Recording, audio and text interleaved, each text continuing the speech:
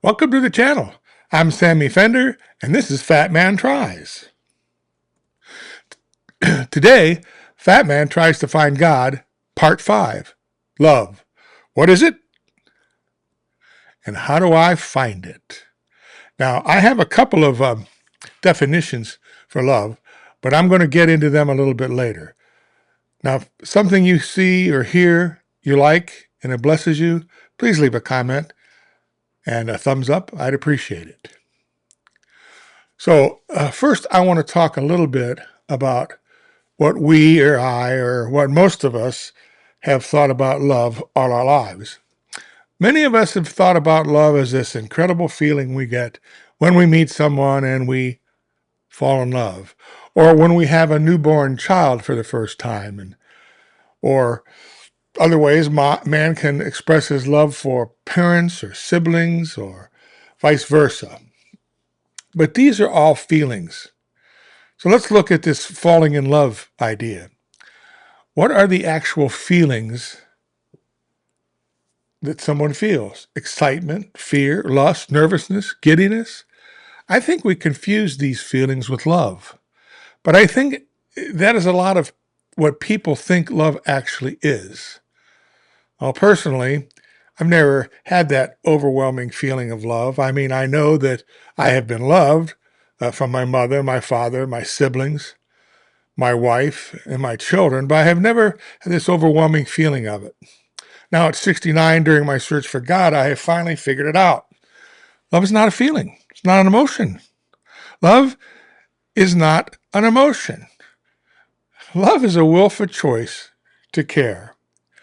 So in 1 Corinthians, we have a definition, and it says, it's in 1 Corinthians, where are we? 13, chapter 13, verse 4.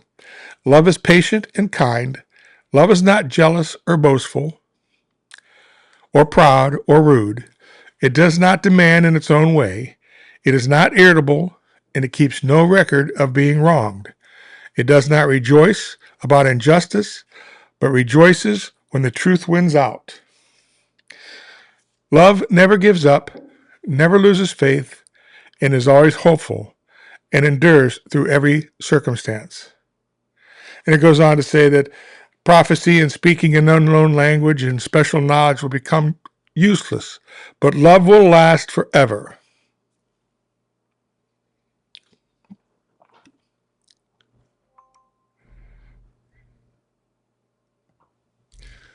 So that's what it says in the Bible about love. It's an action we take and a choice we make. Remember that. So let's look at a couple definitions of love, shall we? The first one is from about 30 years ago, given to me by an associate pastor at a church I was attending back then. He'd come over one day and we were talking about love, and he said, "You know what it is?" And I said, "No." And he said, "Love is a total commitment to an imperfect human being." Now, ultimately, this commitment means loving someone not in spite of their imperfections, but accepting them fully, allowing for a deep, authentic connection. This speaks of our love for fellow human being, and it applies to all the same. What's our love for God is not for an imperfect human being, but that's for a perfect being. So this definition sort of applies to people. What changes with people is the relationship, not the love. There is a relationship between husband and wife, between parent and child, between friends, between family. Different relationships, same love. It's the relationships that differ. And it determines the action, not the love. Many have confused this idea, saying, well, a love for a child is different than love for a friend or for a spouse. It's not really true. The love is the same. It's a total commitment. It's the relationship is different. So what do you think of that description? Why don't you comment below? But this video is about my search for God, isn't it? So let's talk about another definition, the definition that matters the most. The word love, from the Greek word agape, appears in the Bible and the New Testament about 258 times in either the noun form or the verb form. Agape, in a biblical context, typically refers to unconditional, sacrificial love. It is often used to describe God's love for humanity and the selfless love Christians are commanded to show each other. In 1 Corinthians, that I read earlier, it defines love as unselfish, enduring, forgiving. It does not boast, envy, or keep records of wrongs. Get back to that. Key characteristics of love in those verses: it's action-oriented. Love is described as something you do rather than just a feeling. It's selfless. It's not proud, rude, seeking, easily angered. It's forgiving. It does not keep a record of wrongs, something that we humans do quite often in our relationships. How many times has something that happened years ago been thrown back up in your face during an argument? With agape love, it's gone. It should be gone and forgotten. It's enduring. It always protects, trusts, hopes, and perseveres. It does not delight in evil, but rejoices in the truth. This is God's love for us, and we should have the same love for God, because God so loved us that he came to earth in the form of his Son and died a horrific death on the cross for our salvation. Okay, so now we have a couple of definitions of love that I think are pretty good. But I'm sure that somebody out there is going to correct me and say, Sammy, you've got it all wrong. And go ahead. That's what I'm here for, the comments. It's how I learn. And that's what this journey in search of God is all about. But try to keep in mind that I'm new. This is my search. And for me, I need to discover things in my own, put them out there, let you decide, give me a comment. Now, having said that, how does this affect my journey?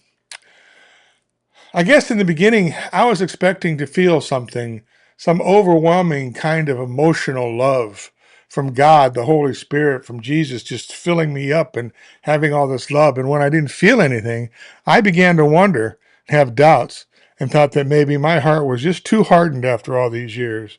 Or maybe I'd realized I waited too long. But when I realized that love, agape, God's love, wasn't a feeling, it was something to be known and believed. Something to be known and believed. And for us, loving God is a choice we make, an action we take. It's a choice we make and an action we take. Now, we are commanded to love others as Jesus loved us. So let's go to John 13:30 through 35. So now I am giving you a new command. Oh, I didn't go there, did I? Yeah, I did. So now I am giving you a new command. Love each other just as I have loved you. You should love each other. Your love for one another will prove to the world that you are my disciples. And this was out of the New Living Testament. So we don't have to like what someone says or does or who they are, but we are to love them. That's something that we're commanded to do. So I'll say to you, I may not like what you do or say, but I do love you. I love each and every one of you, and that is what God has given me, something I didn't have before, the ability to love all others. I'm still getting past the like or dislike and the love, but we'll get there. And I want to thank you all for sticking around this long. And don't forget, please like, subscribe, and share. And please leave a comment. It really does me good to read them. And it helps the channel out. And that's what we kind of want to have happen. So until next time, thank you. And God bless you all.